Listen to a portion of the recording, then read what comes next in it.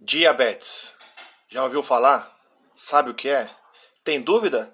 Assista esse vídeo. Vamos falar um pouco sobre ela hoje. A diabetes é uma patologia relacionada ao metabolismo de carboidratos. Ela é caracterizada por altas concentrações de glicose no nosso sangue, né, que é a hiperglicemia. Então, qualquer distúrbio, qualquer alteração que ocorra e a gente tem uma alta concentração de açúcar no nosso sangue, pode ser sim considerado um tipo de diabetes. Se os níveis de açúcar eles não forem controlados, as células responsáveis pela produção de ossos, cartilagens e tendões podem ter seu crescimento prejudicado, fazendo com que a criança cresça menos. Esse distúrbio pode acontecer devido a defeitos na secreção ou na ação do hormônio insulina, que é produzido no pâncreas pelas células beta. A insulina ela tem a função de promover a entrada da glicose na célula para que a célula possa usar essa glicose como fonte de energia. Bom, e a falta dela resulta em acúmulo de glicose no sangue, fazendo com que tenha uma hiperglicemia e promovendo a diabetes. Eu vou falar um pouco sobre a pré-diabetes, que é quando os níveis de glicose no sangue eles estão altos, mas não ao ponto de ser considerado o tipo de diabetes tipo 2. A diabetes do tipo 1 é geralmente diagnosticada em crianças e adolescentes. É uma doença autoimune que resulta na destruição das células betas do pâncreas, as quais são responsáveis pela produção de insulina. Os linfócitos T as reconhecem como sendo células estranhas e as destroem.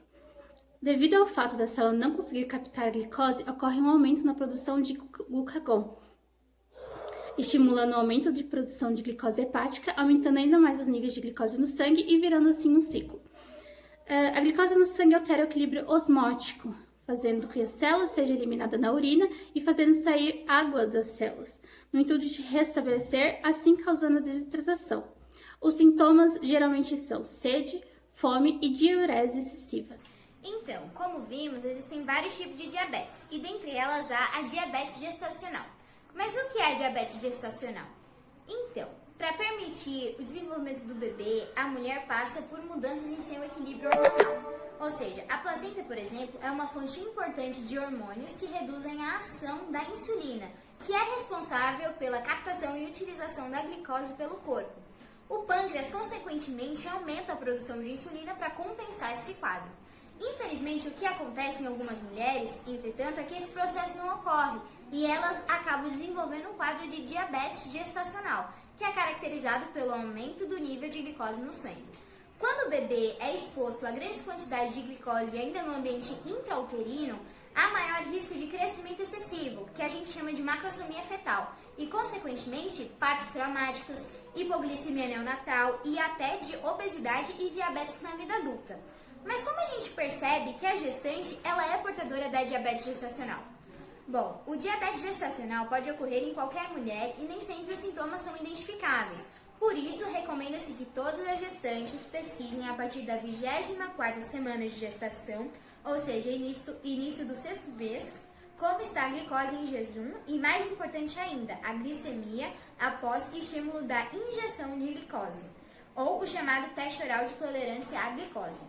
Muitas pessoas se perguntam quais são os fatores de risco. Bom, idade materna mais avançada, ganho de peso excessivo durante a gestação, sobrepeso ou obesidade, síndrome dos ovários policísticos, história prévia de bebês grandes, ou seja, mais de 4 quilos, ou histórico de diabetes gestacional mesmo.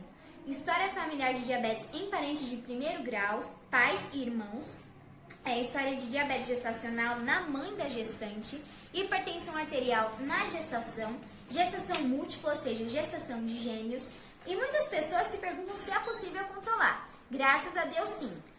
O controle do diabetes gestacional é feito, na maioria das vezes, com a orientação nutricional adequada, ou seja, para cada período da gravidez, há uma quantidade certa de nutrientes. A prática de atividade física é outra medida de grande eficácia para a redução dos níveis glicêmicos também. Bom, mas a atividade deve ser feita somente depois de avaliada se há risco de alguma contraindicação, como, por exemplo, risco de trabalho de parto prematuro.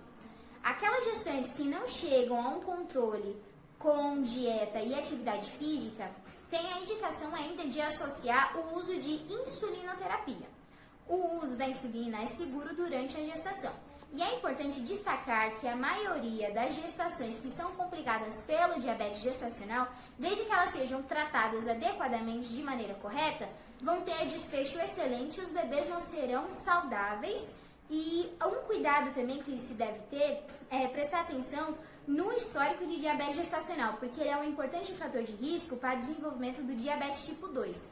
Ou seja, aproximadamente 6 semanas após o parto, a mãe deve realizar um novo teste oral de tolerância à glicose sem estar sob o uso de medicamentos antidiabéticos. Uma ótima notícia é que o aleitamento materno pode reduzir o risco de desenvolvimento de diabetes após o parto. E a alimentação balanceada e a prática regular de atividades físicas completam essa fórmula infalível.